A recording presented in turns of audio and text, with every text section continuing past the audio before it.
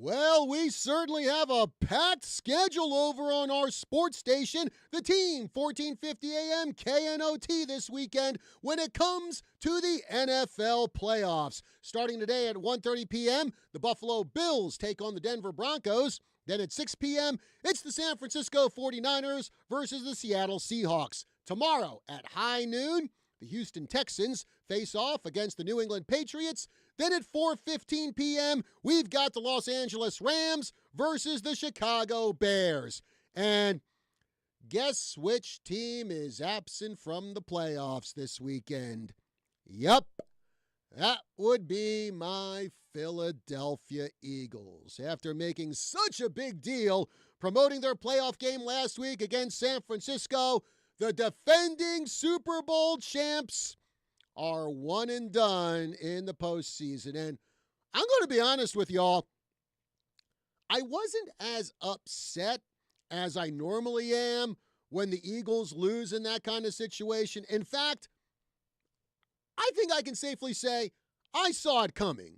No, I don't have any special precognitive abilities or anything like that.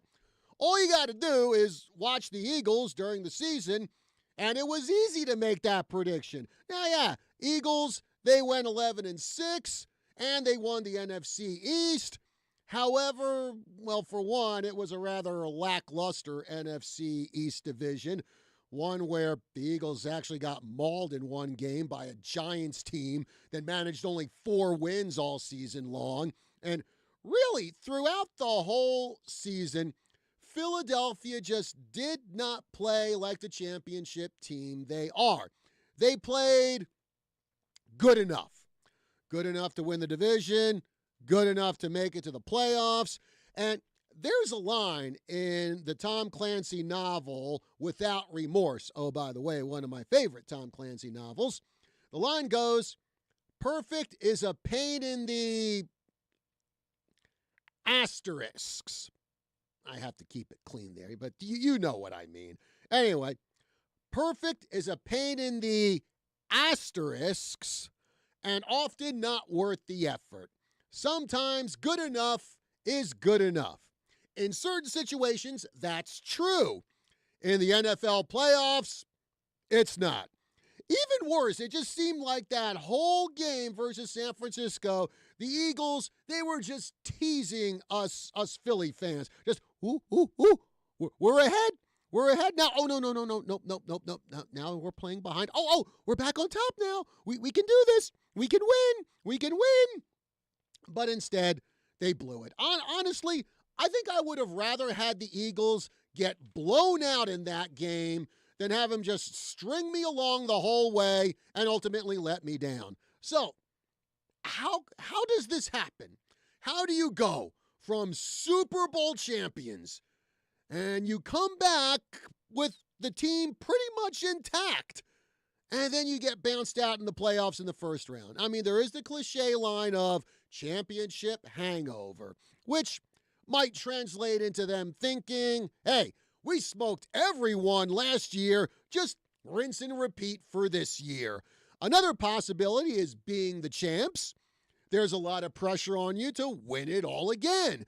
And you start worrying about making mistakes, maybe trying to do more than you should on the field, overthinking situations. And that might dovetail into the overall team attitude. Now, last season, Philly, they would just go up to their opponents and go, I'm going to stomp you into the ground. Then, for good measure, I'm going to have my dog come over and piddle on what's left of your miserable hide. And you know what? There's not a darn thing you can do about it. That attitude, that dominance, that was missing from the Eagles this year. So now, I no longer have a dog in the fight. And now the two teams who were in last year's Super Bowl won't even get close to it this year.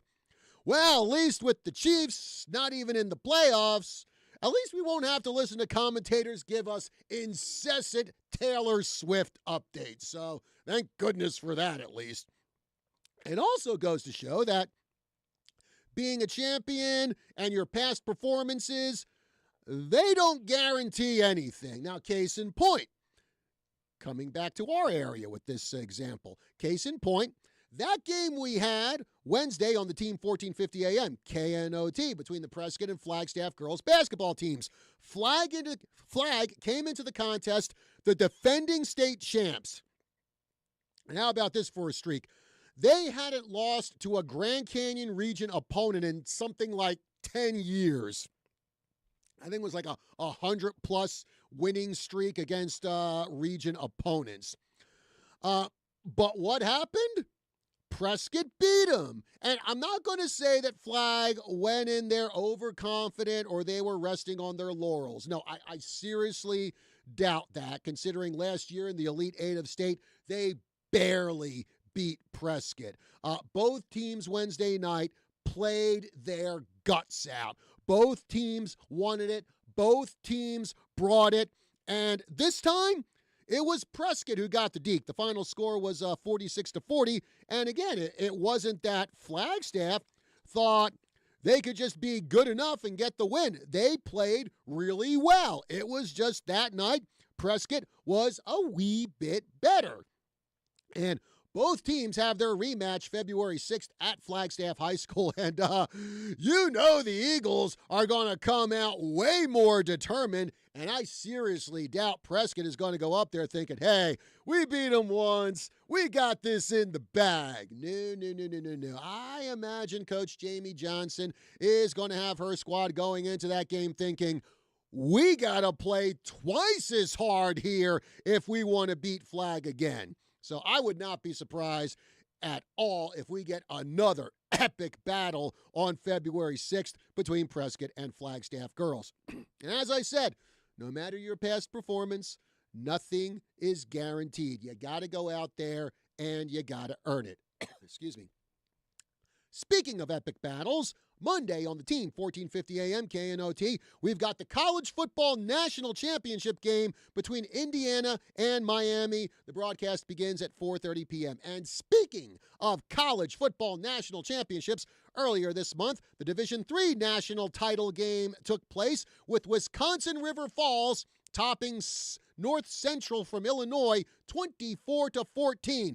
One of the guys on that team, a guy local sports fans are familiar with from his time with the Prescott football and basketball teams. It's Jake Hilton, and guess what? He's in the studio with us today, and he's going to talk about the remarkable season that he and the Falcons had, winning that D3 national championship. He's already got a big smile on his face about that. All right, folks, 928-541-1016, number to call here on the Tri-City Sports Roundup. Again, 928-541-1016. Break time here on the Tri-City Sports Roundup. We'll be back right after this.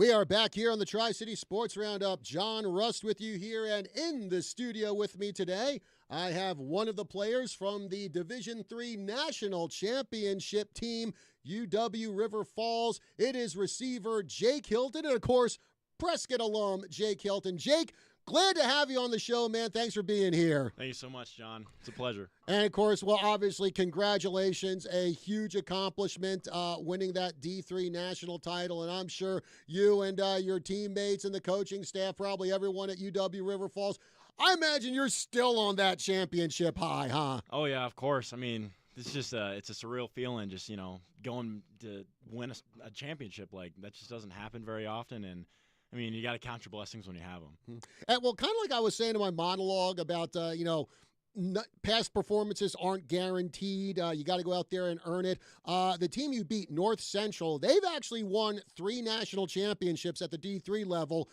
since 2019. In fact, they were national champs the previous year. And, just looking at the way the game turned out, I don't think I can say that they went in there thinking they're just going to roll over you guys. It was a pretty big battle. In fact, North Central, they actually had the lead over you guys in the first half, and you had to come back and get the win. Right. So they've been back 6 times over, so they've actually never won back-to-back national championship games. So our team, we watched a game prior to, and it was a team that was down at halftime. They were down, I think, 10 points. And they came back in the second half, and they won big. So we kind of looked at that game, and we were kind of just like seeing ourselves in that position. That team was also, I think, 13-1 at the time, and North Central was 14-0, and we were 13-1 at the time, and they were 14-0. So we kind of just like took that narrative and kind of ran with it. So, yeah. Now, going back to the start of the season, it's August, and you're in preseason camp. You're getting ready. You and the other players, and you're looking around, seeing what you got, seeing how things are going. Did you kind of feel even back in August that this could be a really special season for the Falcons? Yeah, losing, I think it was 30 seniors. I could be off with that number, a little more, a little less. We had a defense to fill. We lost so many guys in the secondary, both our starting safeties, starting corners. We had a linebacker leave, some of the D-line. So it's just like we had so many gaps to fill on that defensive end. And we stepped up. We had young guys come in, and they had the same mindset as the other guys, They want to go win something, and we made that narrative from the start during fall camp. Coach came in, and he was like, if you want to win here, you got to win here, which was this reference he made, which is you got to win in the mud to live in the clouds, right? So he always brought up this picture, and just a super, super, super muddy guy, just climbing away, clawing at it, and eventually we found our way into the clouds in the sky on our way to Canton, Ohio. Yeah. And for yourself, I imagine this was probably a little bit of a challenging season for you because last year you missed pretty much the whole season. I think you were in only 1 or 2 games, but you had a pretty serious injury that kept you out for most of last year. Yes, sir. So it was very difficult on me. We had to travel to Alma, Michigan, which is about 14 hours by bus. So we took bus all the way there, and getting ready for the game. You're all excited, brand new season. Then you come in and you play the whole game. Well, not the whole game. You play until like the third quarter, and there's a little bit of a high throw. You think you can go get it, and cover 3 safety comes downhill, cracks it right in the liver. You don't necessarily know what it is. You're on the ground. You're kind of like balled up in like a fetal position. You can't really move, out of breath. And like you try to get up and you just can't. And walking around on the sideline after I was able to, after about like 3-4 minutes just on the ground, not being able to move, I could start to feel like a little bit of blood start to pool up in my side section there. So I was just like, all right, tried to play through it, tried to go back out on the field. My coach thought I was fine. Tried to step back on, walked off. I was just like, I don't know. Like, I know something's up.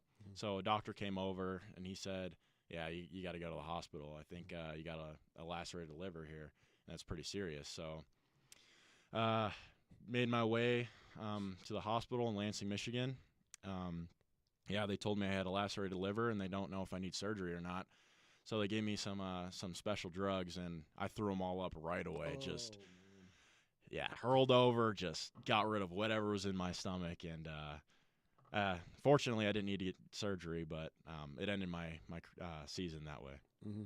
And I mean, just talk about what the road to recovery was like for you to try to, not just get back on the field, but get back to form too. Right. So I was hopping hospital to hospital. So in Lansing, Michigan, I had to get an ambulance to another hospital, and my team left. So my dad came up. He was with me for a couple days in the hospital. Just trying to recover. They wouldn't allow me to eat or drink anything for, it was about almost 2 days. So I lost about 15 pounds in the hospital. And already being a skinny guy at the slot position at 6'5", that's hard. You don't want to lose too much weight, especially as, a sophomore. I gained all this weight coming in, just trying to perform and not take huge hits. And then, you get hit, and that's just the circumstances. Mm-hmm. But when I got back, I had to go. I probably went to numerous hospitals, just getting my blood drawn by at least 20 times.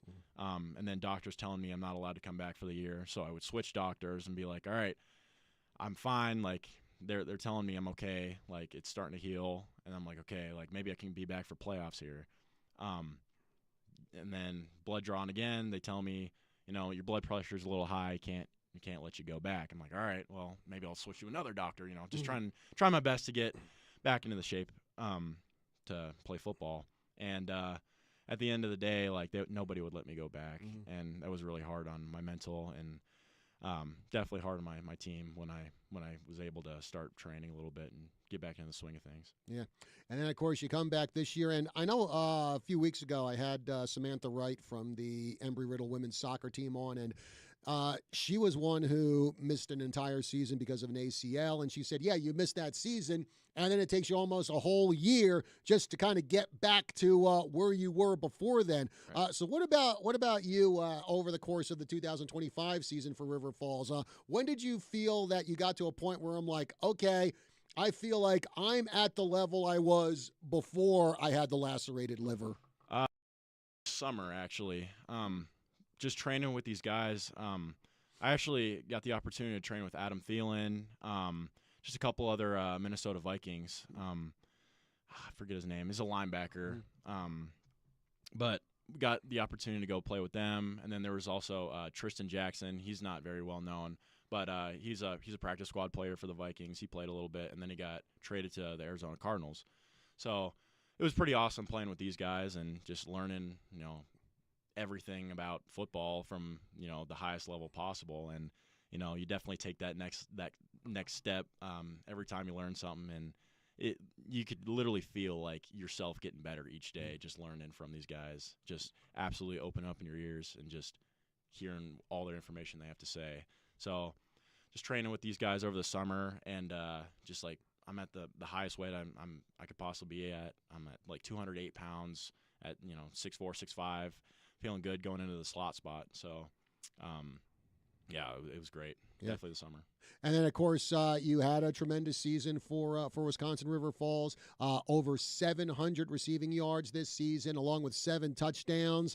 And of course, a lot of that came during the postseason. I think you guys played 5 postseason games, and you had about 300 receiving yards, 4 touchdowns, courtesy of Blaha, one of the top quarterbacks in the nation, probably at just about any level. I mean, the guy's up for a lot of national honors. So, I mean, what was it where you got to the postseason and just everything clicked for you even more than it did in the regular season? Right. So I was taking 2s reps. So in our offense, we rotate 4 receiver sets. So 2 guys will go in, and then we'll flip, and then it's just we go so fast. We're the fastest offense in all of the country. I mean, D1, D2, D3, NAIA, all those levels, we're the fastest offense. And so, it takes a toll.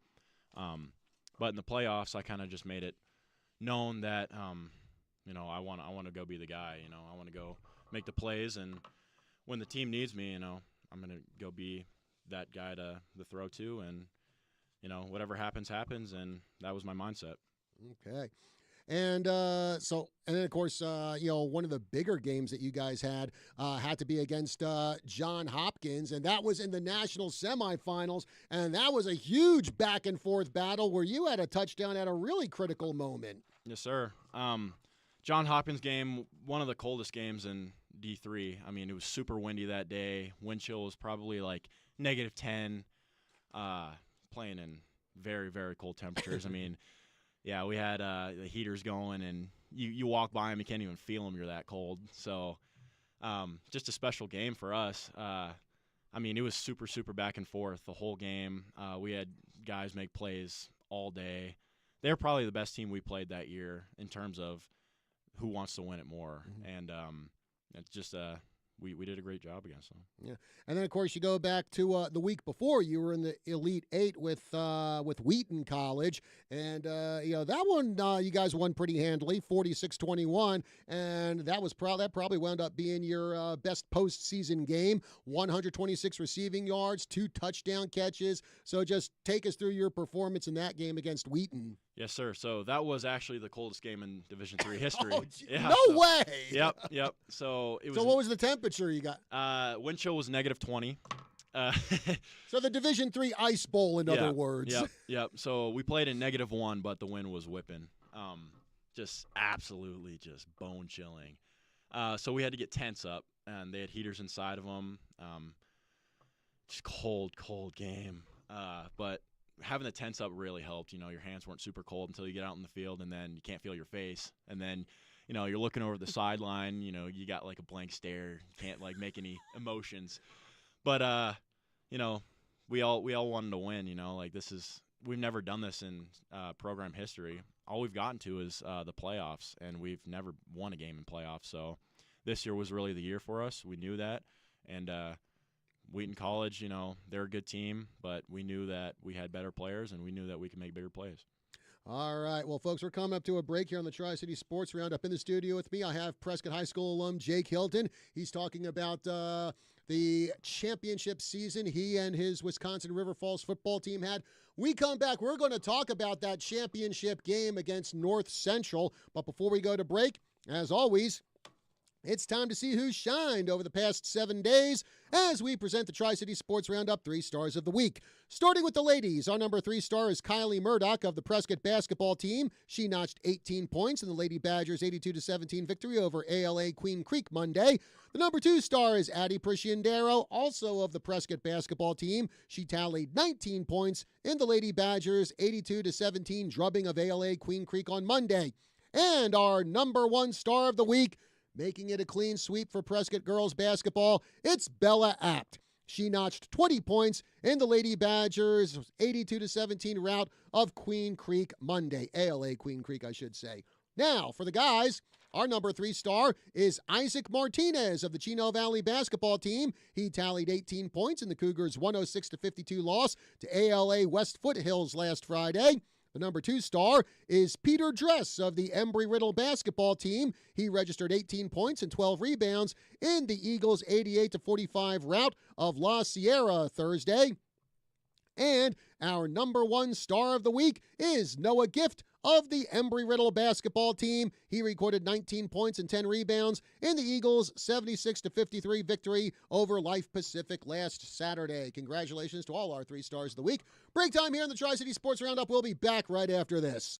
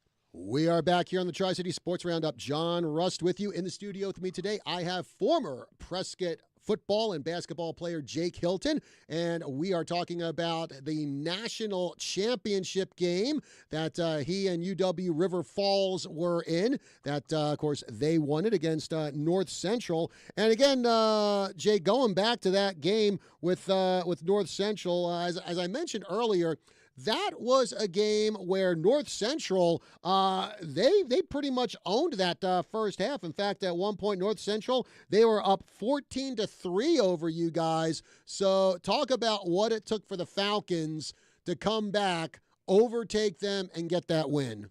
Yeah. So they ran the ball really, really well in the first quarter. At first, like the team was kind of like, all right, kind of feeling them out. Didn't know exactly like how to approach it. We knew they were a physical group. We know they could run the ball. They put up, I think like they're averaging like 50 points on teams, Mm-hmm. so it's like they're just killing squads. But we are too, we're the fastest offense in the nation. So we knew we could put up points, and we know they could, and we knew our defense was going to hold them, and they did just that. And in the first quarter, they ran the ball. They had I think it was a 40-yard run around there, touchdown, kind of a little bit demoralizing, but I don't think the group was never like down. We kind of were just like, all right, this is how it's going to be, we're going to fight back. And I actually had a play. I went in. I was supposed to run a 5-yard out, and I read the wrong sign, and we threw up a fade. My quarterback looked at it. He was like, all right, he's not running the out. He trusted me, threw up a ball, and I went up and got it. And it was about, a 45-yard play, but that really set the tone, and I think. And we scored after that, and we were ready to go after that. Yeah. And, no touchdowns for you in that national championship game, but still leading receiver, 4 catches, 85 yards. And like I said, no touchdowns, but those 85 yards, like you said, that put your team in really good position to score. Yes, sir.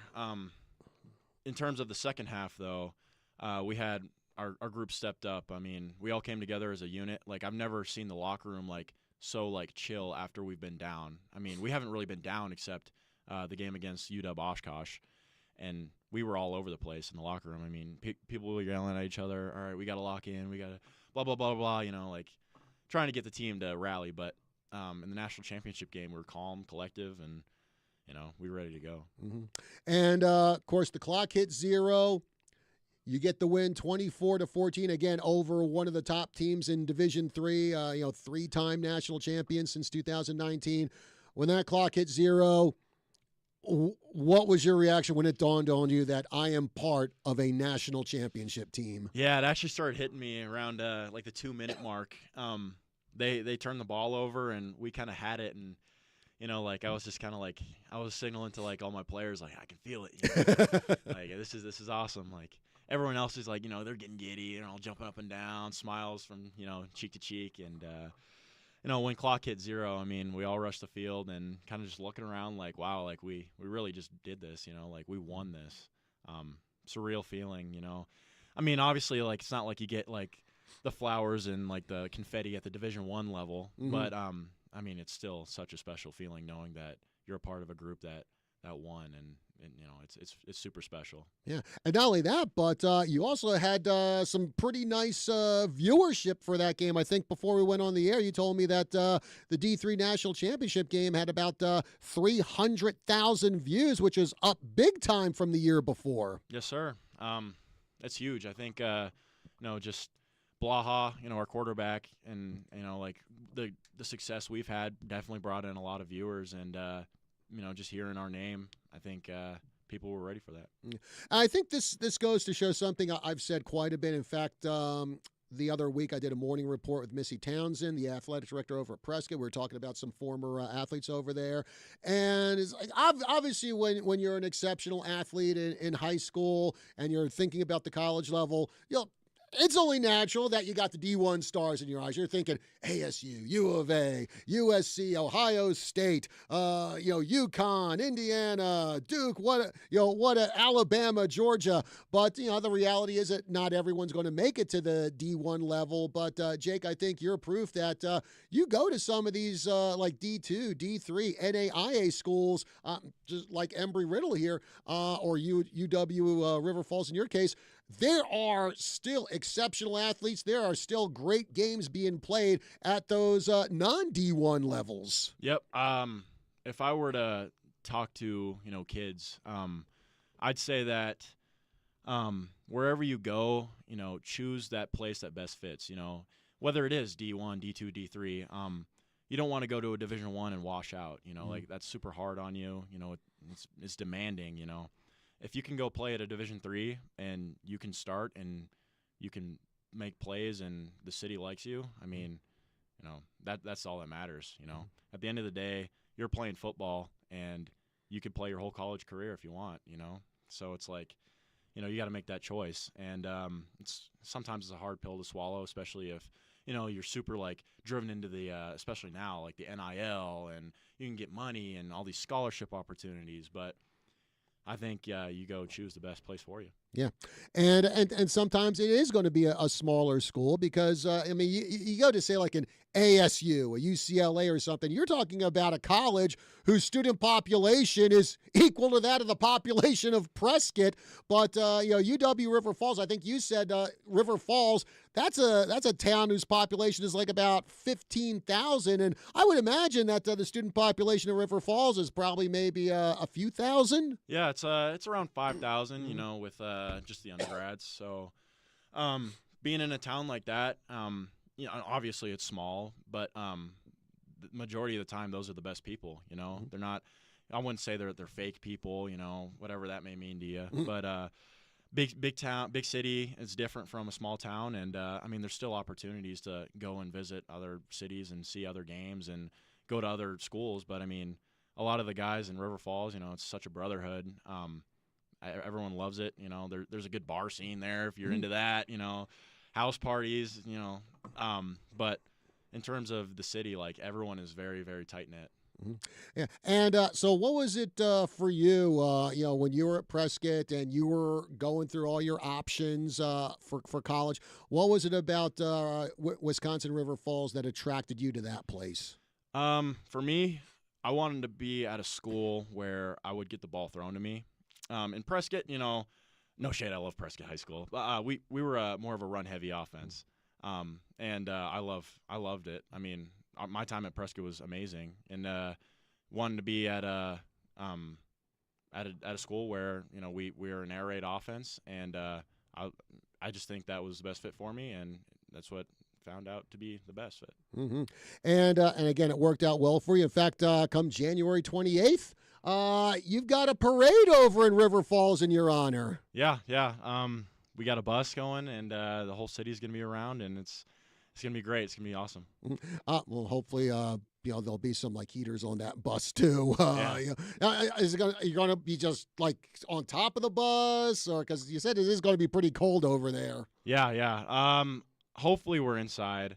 It might be like some pickup trucks, and we're in the back, but we're gonna be all bundled up and ready to go. It's gonna be an awesome experience. Not only that, but also when I was looking on the website, there's actually merch available for Wisconsin River Falls National Championship. Right. So talk about how people can get that merch. Yeah, there's multiple websites. It's I don't know the pricing, but there's multiple websites. I could post it on my Instagram, or I could send John a link. Yeah. It's special. And I think you got the t-shirt. Yeah, let's show that off to the people watching. Yeah, here, this is our conference. I don't know if you can see that in the camera there. It's our conference championship, sponsored by Culver's, and it's our year 25 to 26. So pretty cool shirt there. Conference championship, but of course you can get the national championship shirt too.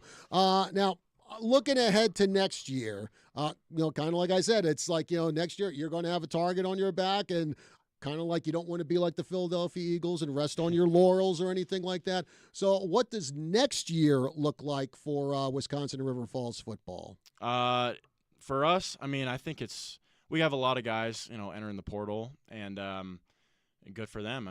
They played amazing for us. We're a great program, and they think that they can go to a higher level, and I hope that they get the best treatment there because they deserve it. But for us, I think our motto is to stay in the mud, and we won the national championship. But that's a thing of the past.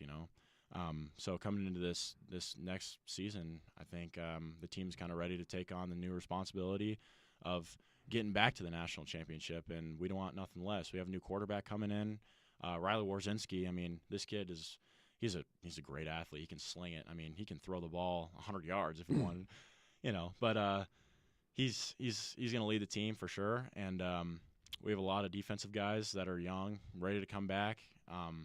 Offense is ready to go. I mean, coaches are all fired up. Recruiting is going to be better than ever, and we'll be back. Okay. And, well, one thing I also got to talk about, going back to the national championship game, you actually played that in Canton, Ohio, a.k.a. the home of the Football Hall of Fame. And I believe you and North Central got to take a tour of the Football Hall of Fame. So talk about what that was like. Yep. Awesome. So, I mean, we got into this dining hall, and they had food just like door to door. Just, it was awesome. Just chicken, pasta, all this like expensive, like amazing, like fine dining. And then the seats there were actually made out of football. So really, really interesting place. And then we had gold silverware. So all of that was, I mean, it was just like, wow, like we really made it to like a national, like this is insane. And then after that, after the dinner, they let us go, and they let us take a private tour of the Hall of Fame. And there was like stories on stories. I think I couldn't even get through all of it in the hour and a half that we had. So it's like they had this hologram screening, and it had, famous coaches, famous players, and it was really cool. It just felt like you were on the field in the locker room with them. I think you said Vince Lombardi was one of the holograms you got to see. Yep. And it was just awesome just to like see like this guy's like a pioneer. He's Green Bay Packers. Like a lot of the guys in River Falls are from Wisconsin, so it's like they all got to see like, such an icon. The Lombardi, Vince Lombardi, the Lombardi Trophy. All that was just awesome to see. And then you get to see like all the heads. What do you call those? Oh, the busts. The busts. Yeah. Yep. Got to see all the busts. Like they swing around. It's like this massive wall, and super special to just like be in presence of all the greatest players that have played the game. I'm sure you also got a chance to see the Kurt Warner busts and see Arizona Cardinals. Yeah, of course, yeah, and also you played at the Hall of Fame Stadium there. And before you got here, I did look up a picture of that, and that is a really nice looking stadium. Yeah, it's awesome. It's a great stadium. They actually use cork instead of the black pellets, so it's a little bit more bouncy. So you get like a lot more airtime on when you're jumping for a ball, or you land, and it's a lot more cushiony. So just playing that compared to like a regular turf field is just it's a little special. Yeah, and I guess you said they have it set up in a way where they do their best to keep the wind out of the stadium. Because you said it was a pretty windy day there for the national championship game back on January 4th. Yeah. So I mean, not necessarily that day was super windy, but in Canton, Ohio, it gets really windy. It's super flat land. So they have this the stadium's like shaped, and the architecture is so that the wind on the I don't know which side of the end zone. Well, it's on the other side of the field, but it blocks all that wind, so it just like goes around the stadium, so you're not feeling any of that pressure, and then the ball's not moving around in the wind, and so they make it an amazing place to play at. I was going to say, I mean, not only playing a national championship game, but playing it at a place just synonymous with football in Canton, Ohio. It's like that just had to make the whole experience extra special. Yeah, it was an amazing experience. Yeah, and before we get going here, just talk about it. What it was like for you. It's like here you are, little old Prescott, Arizona, and now you go play football and you come home with a national title. I mean, it's an amazing feeling. I mean, Prescott High School brought, the best out of me. It's honestly a bigger city than River Falls, so it's like you think that Prescott's small until you get somewhere else, but they shaped me into the human I am today, and I can be more grateful. All right. Well, we're coming up toward the end of the show. Jake Hilton, receiver for Wisconsin River Falls, and, of course, Prescott High School alum. I want to thank you very much for joining us here on the show. Great talking to you and getting a lot more info on what it was like for you in River Falls to win that national title. And, again, congratulations, man. Awesome job. Thank you, sir. I appreciate you, John. All right. Well, folks, again, we're coming up to the end of the show, but we've got football action for you here on the Team 1450 or over on the Team 1450 AM KNOT today. The NFL playoffs, round 2, that'll get going later on today. And, of course, we got more playoff action tomorrow. Then on Monday, it is the national championship game between Indiana and Miami. Kind of like I said on the show last week, who would have thought Indiana would be playing for a football national championship? But they are. 4:30 p.m. the start time on that national championship game Monday. Also, you want to be with the Team 1450 AM KNOT for Tuesday night because we're going to be back broadcasting Prescott boys basketball. And I don't think this is going to be the blowout like it was last night when they took on Lee Williams and we were over and done with in about an hour. The Badgers are going to be taking on Mingus, and Mingus, they're coming into that game riding a 9-game winning streak. So Prescott, they will definitely be facing a challenge, and after watching them the last few games, I think it's a challenge that they are up to. So that'll be 7 p.m. start time over on the Team 1450 AM KNOT. Prescott boys basketball versus Mingus. And we hope to bring you some more Prescott boys and girls basketball games throughout the remainder of the season and hopefully into playoffs. Well, folks, that's going to do it for our show today. Thank you very much for joining us here on the Tri-City Sports Roundup. Dr. Hancock is next, and then at 10 a.m., it's Drive Time AZ. And thank you for joining us. Have yourselves a great weekend. We'll